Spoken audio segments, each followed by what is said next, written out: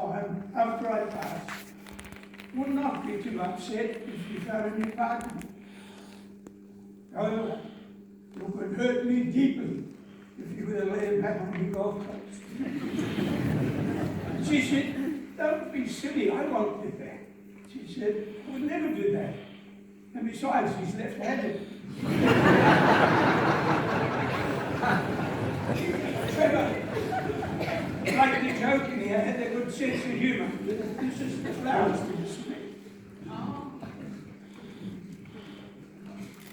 And let me tell you about one Sunday when he asked me to drop a prize chicken to Joe Brett on the way home from the club that Sunday. I parked in the drive and I asked Polly if I could go in to see Joe. "Take the prize," she said. "He's in the front room." I went in to find him lying in his coffin in the middle of the room, having passed away the day before. When I ran around, as you do, to spread the news, Kevin, Acker, chit-chat, said, yeah, I know. Tappy told me yesterday in the supermarket."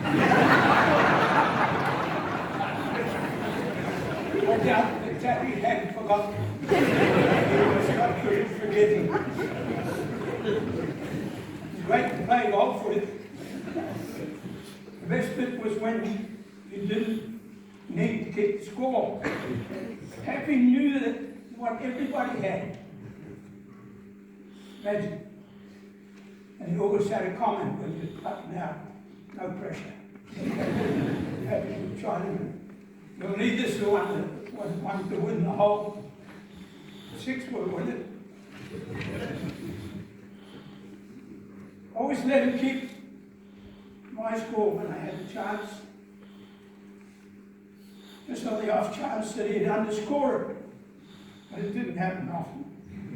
And I'll tell you what, if you ever get a hold of one, Trevor is the guy to have there. Everybody believes him. And if you get Merv there as well, it's even better.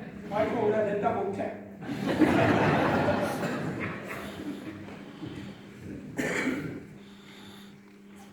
So one of the great joys, as Rav said about belonging to the Handley South Hackers, is they took away every year. Unfortunately delayed now due to COVID and some other complications I won't mention. I'm told on good authority that they have done 40 trips in the North Island, 51 in the South Island, plus one to Great Barrier, one to Stewart Island. They've played in the most easterly golf club, the most westerly, the most northerly in the south, and we even got onto Calvary Cliffs one day. If you want all the full details, have a look at Jelly's jersey. Now the governance of the South Hackers is like a well-oiled machine. It's very well controlled, and they have executive meetings regularly. I think it's every 8 years. I understand that when Bernie was the president, they held an election, I don't know, Clark's Beach or somewhere. And when he left the meeting to water his horse, they voted, dumped him out, and it's all wrapped.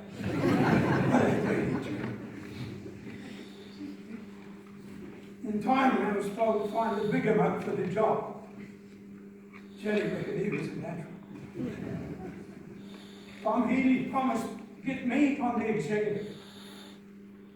A little while later, I foolishly made the suggestion that we might amend the Constitution to allow women to play every second Sunday. I think he blackballed me. Still waiting for that meeting.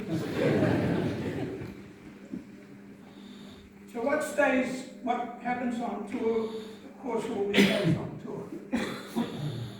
So I can't tell you about the time Joe Brett fell out of his canoe in the Whanganui River, lost his glasses, or the chopper pilot who wouldn't let Juppy and Jelly on because of the weight factor.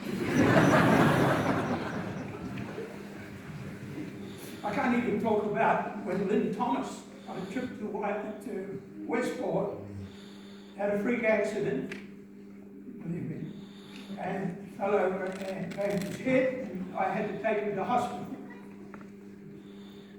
The first thing he did, he made me promise faithfully that I would tell Jackie not to bring mine.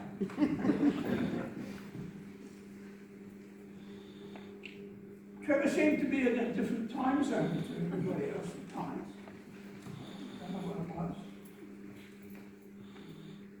And when he was on the board of the bus, you knew everybody else was on board. You didn't have to have a head count.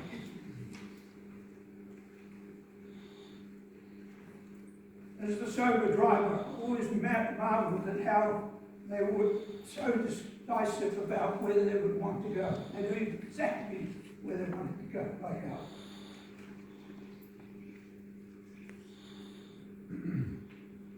When I spoke to Trevor just last week, he reminded me that he had won the championship this year. And I was to mention the green jacket. So I thought I'd go one better.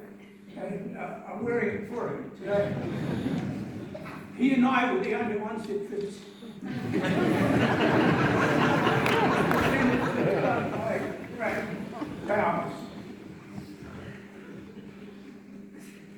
So it's time to move on, I think, and it's been this question, I'll keep it short. Let's say all the stories for the RSA. Billy King, I've got a message from the President when you get down to the bar, and no doubt you'll be the first one there. Would you buy a big glass of beer, you know what to do, to the quarter out, put some ice in it, and leave it on the bar. Now, Shelley will reimburse you. She's going to get the money by collecting some of the overdue fees together. Now back to a more serious vein. In closing, let me again thank Elaine and the family for sharing him with us for so long. The children have every reason to be very proud of their granddad and great-granddad. Rest in peace, Trevor. We will miss you. I meant to raise an apology for Billy Houston. Billy Houston, Billy King's brothers-in-law, is quite sick in hospital